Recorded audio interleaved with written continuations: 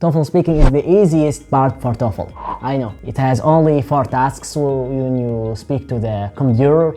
Nothing hard, right? Of course not! I'm just kidding. TOEFL speaking is not that simple, especially for us non-native speakers, because we don't have somebody to speak with. Anyway, I've prepared for you a full TOEFL speaking test in this video. Oh, before I forget, I've prepared the best templates to use for you, because I took all the professionals courses. I watched all videos on YouTube related to speaking practice, and this is the best templates to use for all TOEFL tests. It's completely free. It will be in the description. In task 1, you will be asked to speak about a familiar topic. Give yourself 15 seconds to prepare your response. Then record yourself speaking for 45 seconds. Talk about a game, sport, or other group activity that is played in your country. Explain why you think the activity is enjoyable.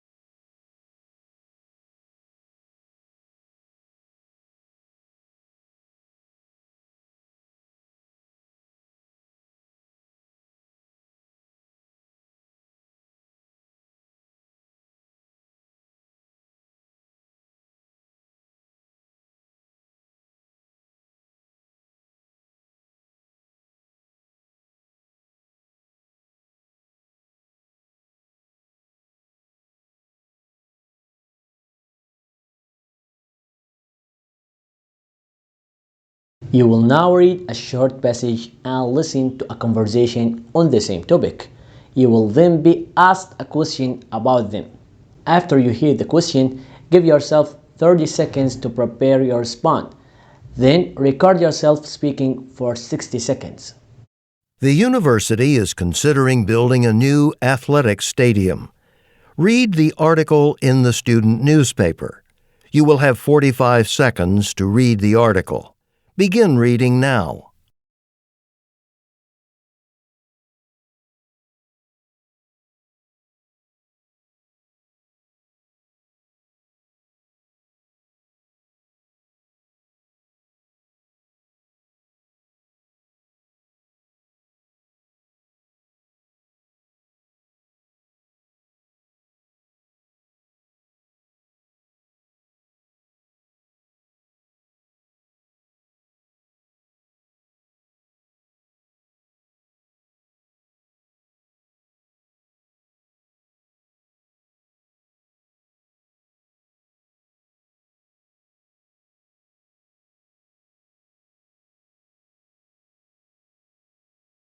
Now listen to 2 students discussing the article. So what do you think of the university's new plan? Oh, I don't know. I don't think it's going to work. No? I mean, I can't imagine top students being too thrilled about some of the conditions on this campus. What do you mean? Like the science laboratories having such old, outdated equipment, and the library needing more books, and the student center being so small. I think that the $2 million could be spent in better places if the university is really serious about achieving its goal. Okay, but what about the other reason for building the stadium? I mean, right now we have so little contact with the town. Yeah, but this won't help relations. Look, people from town hardly ever come to games because our teams always lose, and they're not suddenly going to improve overnight. Besides, adding seats won't make a difference. I mean, if people from town didn't come before, they won't come now just because the place is bigger. The woman expresses her opinion about the university's plan. State her opinion and explain the reasons she gives for holding that opinion.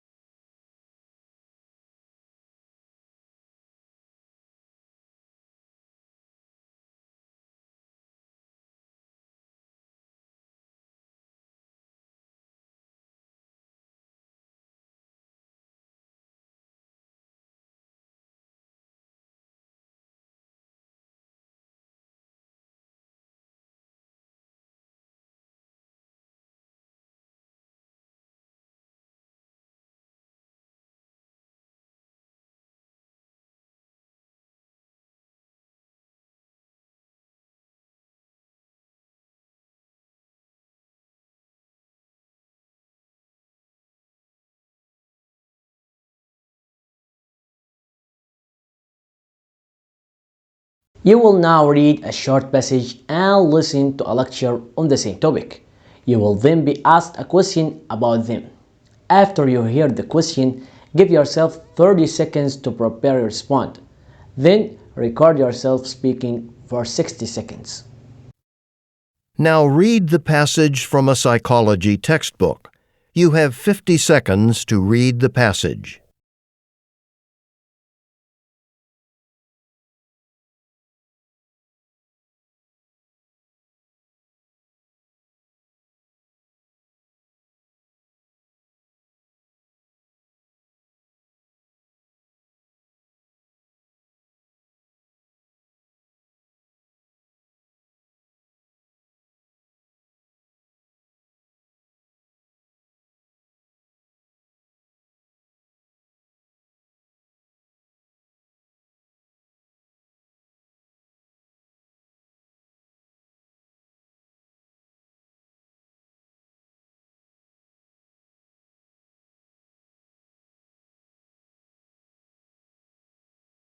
Now listen to part of a lecture on this topic in a psychology class. Let's take an everyday example, an ordinary round plate like you'd find in a kitchen. If you hold the plate directly in front of your face and look at it, what shape do you see? A perfect circle, right? Suppose you tilt the plate to a different angle, to a horizontal position, like you're planning to put food on it. Still a perfect circle? No. The circle is now stretched out, flattened into an oval. Do you conclude the plate has actually changed shape, or that it's a different object, not the same plate? Of course not. It looks different, but we perceive it as still being the same. Here's a different example. This classroom we're in, it's fairly large, right? Now, from up close, from the front row, I appear to be relatively big. Bigger than if you were in the last row, right? But let's say you're sitting in the front row today, but tomorrow you're sitting in the back row. From back there, I'm going to look smaller, but you don't think I've actually gotten smaller. You don't think you're seeing a different professor, a guy who looks like me except he's smaller. No matter where you are, up close or far away, you understand without even thinking about it that I'm the same size, the same person. Explain what is meant by perceptual constancy using the examples provided by the professor.